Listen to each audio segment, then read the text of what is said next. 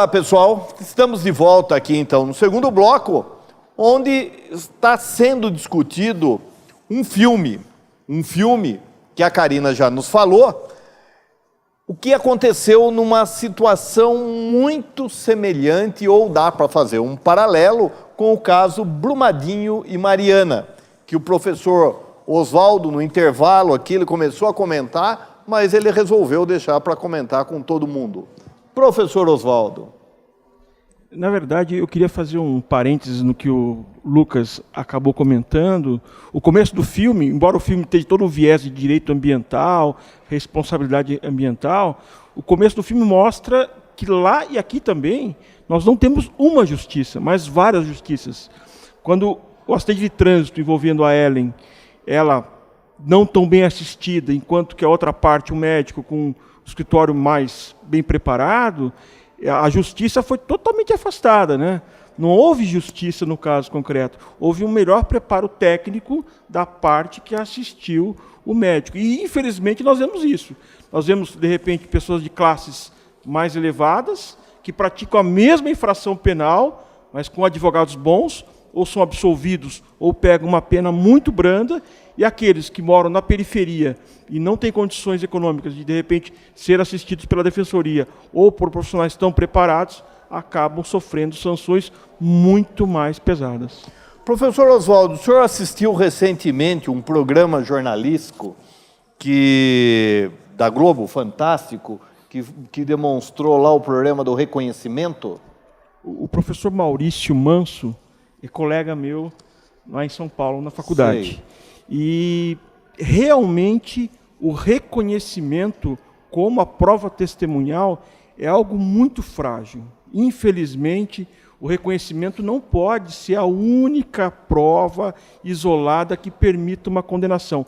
A nossa memória é muito falha. E, às vezes, todos nós, observando o mesmo fato, cada um vai ter uma leitura diferente. Ou seja, nós não conseguimos enxergar a plenitude dos fatos. Então, prova testemunhal e reconhecimento de pessoas e objetos, infelizmente, não são dignas, na minha visão, de serem bastantes para uma condenação. E o reconhecimento por fotografia é pior ainda, né? Não tem previsão no código, mas, então a prova é feito. inominada. O que não foi falado na reportagem, que eu acho que é interessante, o nosso código ele é feito em 41. Na época, nós copiamos o código italiano, né? E fala que no reconhecimento, se tiver pessoa com características semelhantes, coloca-se. Senão, ele pode ficar sozinho, diante do reconhecido, para fazer o reconhecimento. Não há necessidade de outros. Então, uma total indução para o reconhecimento. Amália, qual o paralelo que você faz Brumadinho, Mariana e o filme? Em ambos os casos, dá para reparar que tinha o risco, no caso, eles sabiam que aquilo poderia acontecer, que poderia ser devastador, que atingiria muitas famílias, pessoas, e não fizeram nada. Lá a empresa já estava contaminando de alguma forma no filme e escondeu.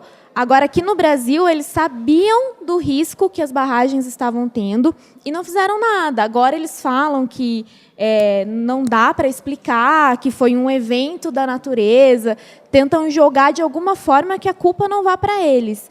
Mas é claro, é nítido que eles tinham consciência que aquilo poderia acontecer. No direito ambiental, estou tendo essa matéria esse semestre, a professora ela ensinou para a gente sobre 2 princípios, o da prevenção e o da precaução.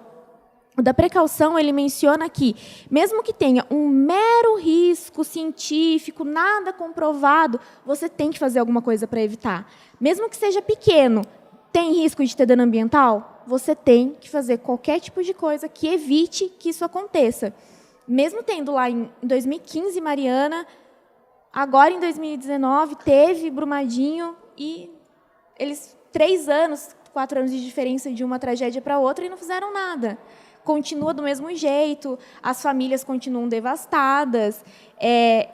Mesmo que indenizem, paguem indenização para as famílias, é uma coisa que não recupera. É vida perdida, é família desestruturada, é casa, tudo. É uma cidade que se perdeu por conta de um problema que eles poderiam, de alguma forma, ter evitado.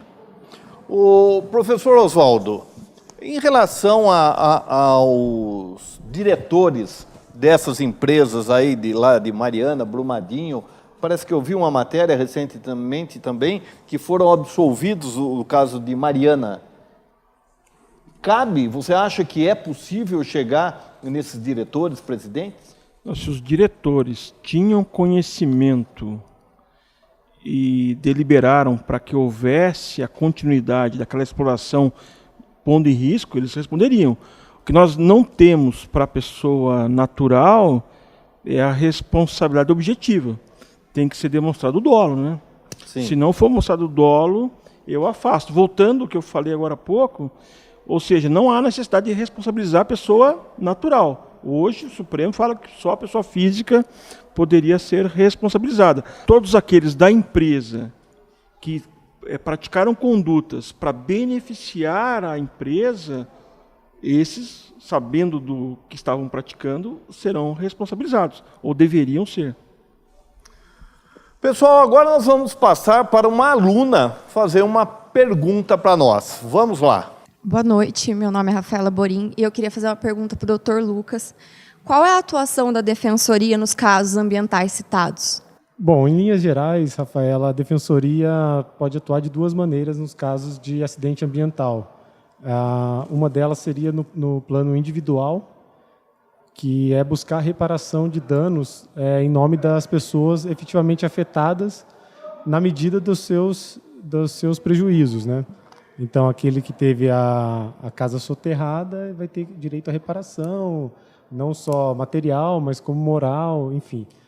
E a Defensoria também é legitimada para atuação de direitos coletivos, né? Pensando na sociedade afetada, né? Por exemplo, quando há um derramamento de lama sobre um rio, não só a população ribeirinha é afetada, mas todo um sistema é danificado. Então, é passível aí de se buscar, no plano coletivo, a reparação por dano moral coletivo, também reparação material, dentre outras. Muito bem. Agora nós vamos aproveitar os momentos finais desse bate-papo de filmes relacionados ao direito e vamos para a pipoca. A Karina, ela vai dar umas dicas de filmes que o pessoal do direito pode assistir ou deve assistir, que como vocês perceberam aqui no bate-papo relacionado a um filme, quando vocês assistirem, vocês podem fazer o paralelo também com o direito brasileiro. É evidente, a maior parte deles, o direito americano, mas é até um exercício. Bom, lá acontece assim, como acontece aqui. Não é, Karina? Quando a gente se propôs a fazer esse programa, existem muitos filmes de tribunal, muitos filmes relacionados a direito, e eu pensei em outros dois que têm temas muito atuais. O Povo contra Larry Flynt. Larry Flynt era dono de uma revista, tipo Playboy, não me recordo o nome, que lutou pelo direito, pela liberdade de expressão, e que é garantida pela primeira emenda da Constitucional americana, enfim, e aqui na nossa Constituição também. E ele lutava pelo direito de publicar uma revista com nudez, né? Mulher pelada, vamos dizer assim. Pode ser o Dia Magazine também. Enfim. Não tem problema. E é muito atual. Ele, inclusive, sofre um atentado, fica paraplégico, e é um tema muito atual, liberdade de expressão. Sim. Que eu acho que, ultimamente, nós estamos vivendo tempos que, quem sabe, está havendo um pouco de censura e liberdade de expressão da imprensa e de todas as pessoas. Outro filme muito interessante é Filadélfia, que é um filme que se passa no final dos anos 80, quando o vírus HIV ainda matava muita gente, infelizmente, de AIDS. E o personagem do Tom Hanks, ele é demitido da empresa onde ele trabalha porque ele era gay. E, logicamente, eles inventam uma desculpa para falar que foi uma demissão por justa causa.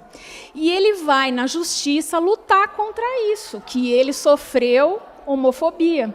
Hoje já é crime, né? Vocês podem até explicar melhor, mas ainda é um assunto muito atual, porque ninguém pode sofrer discriminação por cor, por opção sexual, e isso ainda acontece. Em 2019 ainda acontece.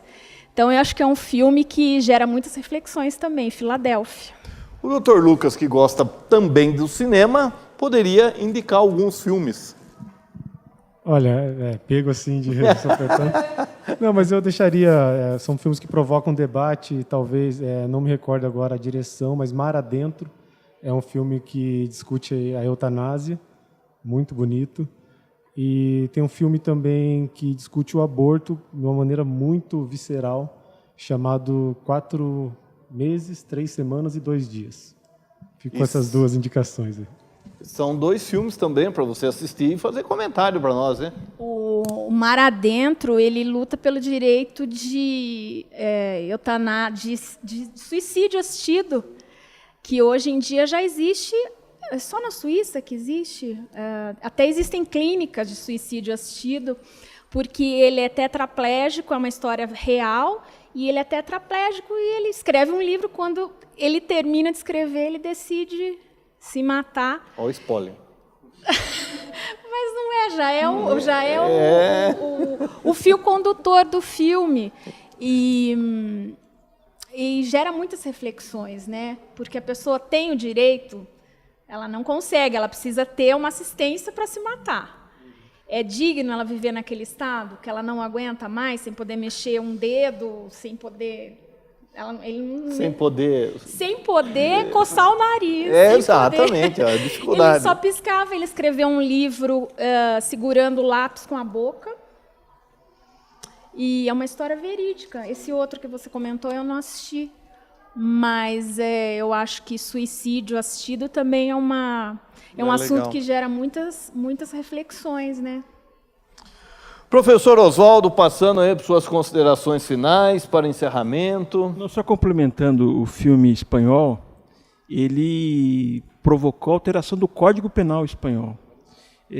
Foi ele que regulamentou a eutanásia na Espanha com base nesse fato real. Toda uma discussão com base nesse filme. É um nadador que ele pula de um penhasco e ele fica tetraplégico. E, auxiliado por outras pessoas, acaba praticando o suicídio. No Brasil, nós não temos o crime de eutanásia.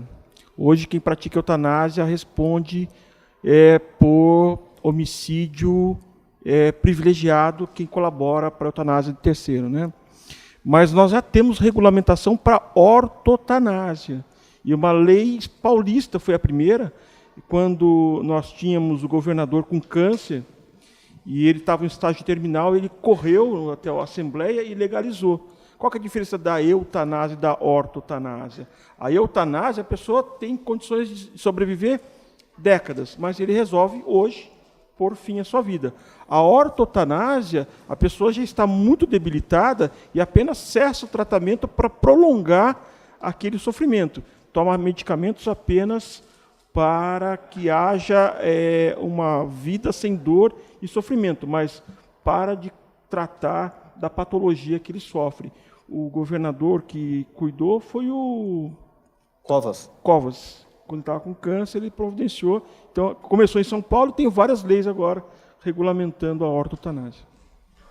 Amália, encerrando então o programa, você pode falar. Você não quer falar nada? Então vou encerrar. Eu queria agradecer a todo mundo, a Amália. Ela resolveu falar agora. Fala, Amália. Eu sempre gosto de assistir filme relacionado a tema jurídico, principalmente nessa parte que dá para fazer comparativo com o que acontece aqui, como é a lei lá, muitas coisas são diferentes daqui no Brasil. Mas esse filme da Erin Brockovich é sensacional. Quem não assistiu, assista. Principalmente nesse quesito que o Dr. Lucas mencionou no começo, da forma como ela é tratada, como ela é vista, pela forma como ela se veste. Já fazem todo um pré-julgamento de quem é ela, e depois ela que luta pelas pessoas. Porque se não fosse ela, nem os próprios advogados teriam ido para frente com o processo e as famílias estariam sofrendo danos até hoje. Muito bem. Queria agradecer vocês, porque eu acho que isso daí é muito importante para o curso de Direito, para os alunos, todo mundo ganha. E com certeza nós faremos novas rodas de bate-papo a respeito desses filmes que interessam ao direito. Muito obrigado. Pessoal, encerramos aqui o nosso bate-papo, então, dessa semana, tratando de mais um filme.